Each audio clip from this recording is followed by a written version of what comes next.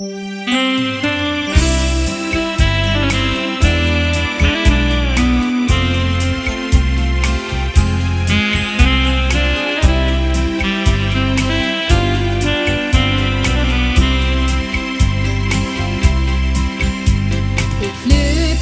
rote Hose und binde sie zum Strauß.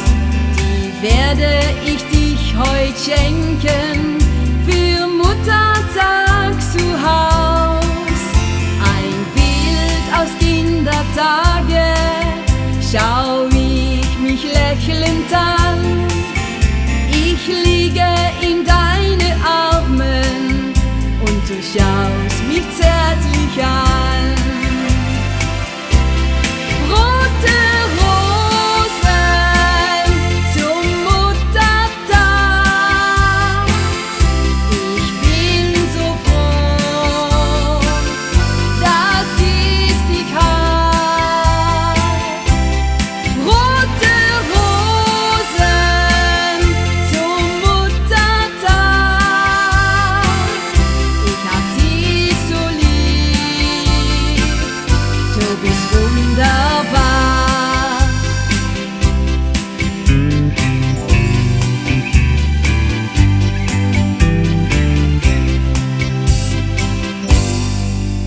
Meine Mutti ist die Beste, sie schenkte mir die Welt, steht immer an meiner Seite, bei Freud oder Leid. Darum schenk ich ihr heut Rosen und sage wie jedes Jahr: Danke, liebe Mutti, du bist einfach wunderbar. Rote Rosen zum Muttertag.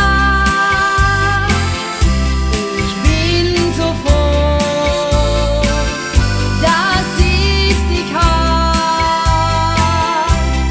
Rote Rosen zum Muttertag. Ich hab dich so lieb, du bist wunderbar.